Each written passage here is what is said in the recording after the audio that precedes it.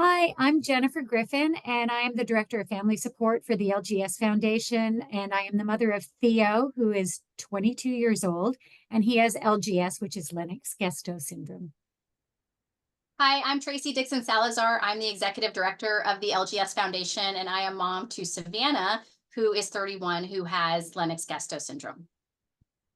So, we're going to talk to you today about our experiences with our kids during their transition to adulthood. And Theo, my son, I'm going to start because he's younger and we've just been through it. He just turned 22 years old. But I would say that our whole transition process began when he was about 13 or 14 years old. I was working for an organization that had day programs for adults with disabilities, and it was a beautiful day program. So I thought, okay, I'm going to get Theo on their waiting list at the age of 14. And so he's been on that waiting list since 14, and he just turned 22, and he aged out of the school system. And believe it or not, he's still on the waiting list. And that is for multiple reasons, not the least of which is the level of severity of his needs. Lennox-Gastaut syndrome is really quite catastrophic. It's one of the DEEs and developmental epileptic encephalopathies. And Theo is nonverbal. He is a wheelchair user. He requires assistance with all of his activities of daily living. And because of that, Theo probably requires one-to-one care. And a lot of these day programs, they are understaffed. And of course, the staff that they do have is not very well trained. So he cannot be in an environment that requires, like 4-to-1. Theo needs to have 1-to-1. He also has seizures all the time, so every day. And so he'll need to have a staff that is comfortable in handling those seizures and managing whatever it is they have to manage. So this is now a problem that has always been something we've looked to in the future, and now the future is here. With regard to his medical care, we started that whole process as well. As soon as he turned 18, we got him conserved. And his conservatorship, came at a cost, first of all, which is something that not all families are able to do. And it was really hard for us to come up with that money. But I'm glad we did, because he required a surgery not long after we did the conservatorship. And really, as they were prepping him for surgery, somebody from the admin office came up and said, "Oh, by the way, do you have conservatorship documents for this nonverbal person who cannot give permission for surgery?" And we had the paperwork with us, so we were able to continue with the surgery. But imagine if we wouldn't have been able to do that. So that was something that we required right away. We also got SSI for him, and that took 2 years for us to get. Um, and the big surprise came when he was just after he turned 18, and his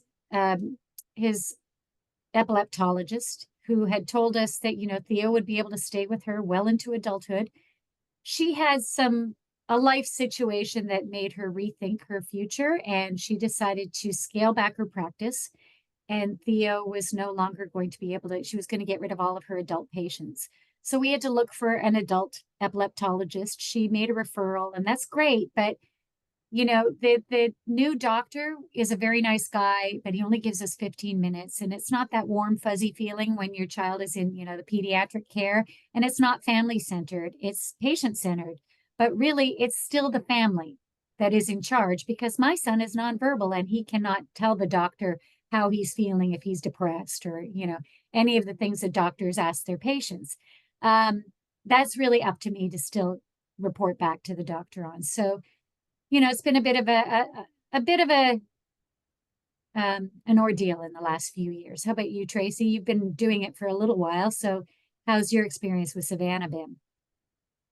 Yeah, I mean, it's interesting because when we think of transition of care, you often think of transition of medical care, but you're right. There are so many of these different levels, started with the transition out of the school and into the world, right? Where you just sort of get off at 20, cut off at 22 years old. And and you're supposed to find a program. We did get a conservatorship, and we didn't have the money to pay for it, but they did, the local regional center had a template of what, the 57 legal forms looked like, that and what they were supposed to look like when you filled them out. So we downloaded them all and then copied and pasted it over. So I was essentially filling out these really complicated legal documents with a model, and ultimately got her conserved.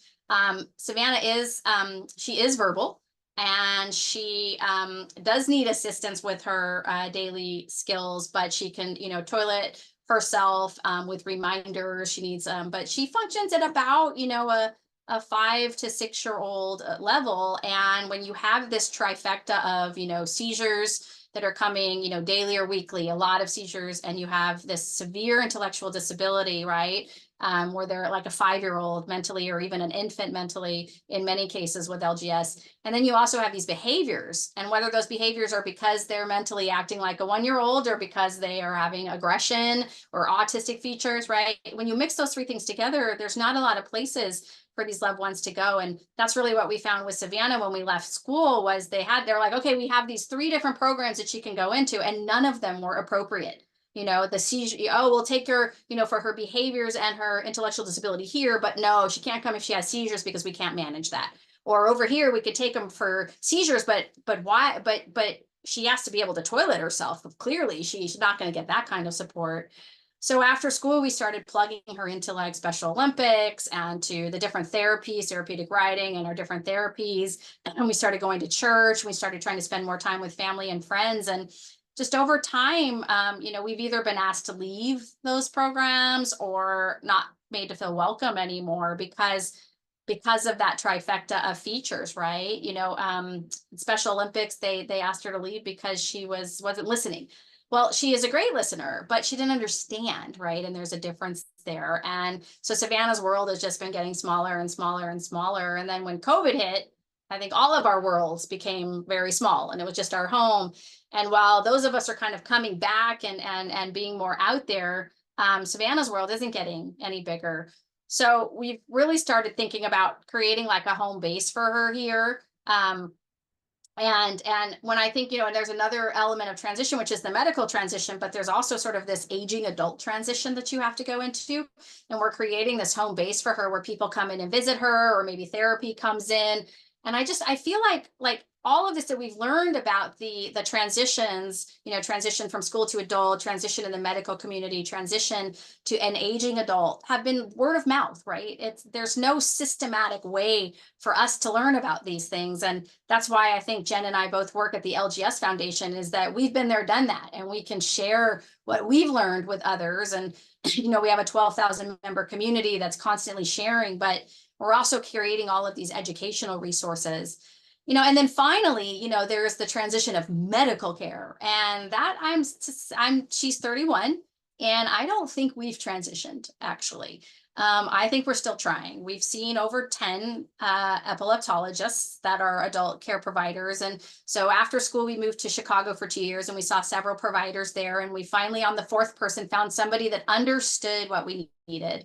And then we moved back to San Diego, where we live now, and I've tried a bunch of them. But I think one of the biggest issues, in addition to them, going on vacation and there's no coverage, we can't get an appointment, so we can only see them for every 7 months, is we don't get sort of that holistic care that we got when we were in pediatrics, right? So in pediatrics, they're trained as pediatricians in the whole child. So sleep, behavior, mobility, and the neurological condition are all integrated. And she's certainly on meds for so many different things. But in adult care, it's all separate. Go to your sleep specialist, go to your neurologist, go to your, your mobility specialist, and you're the quarterback, even more so than you were in pediatrics. And in addition to that, when LGS, the nature of LGS is that seizures just spike, and for no reason. All of a sudden, I'm sure there's a reason, but we don't know it. And in pediatrics, they would do medication management, where within 24 hours, a doctor would say, okay, we're going to go up on this meds, we're going to go down on this meds, and, check back in with me in the EHR. The plan in adult care is that we go to the emergency room. And then the emergency room is going to rule out, an infection. It's going to rule out, a brain bleed. They're going to do a CT scan. They're going to run all these labs. They're going to check her blood levels. And in theory, that seems great. But if a patient is having 3 spikes and seizures a month, it's unrealistic.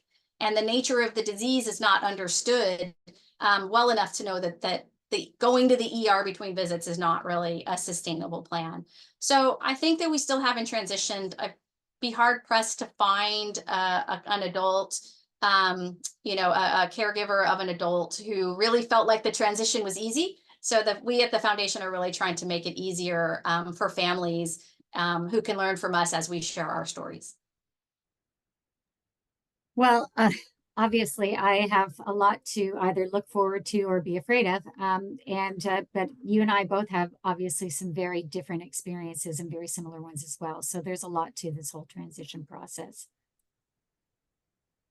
Thanks.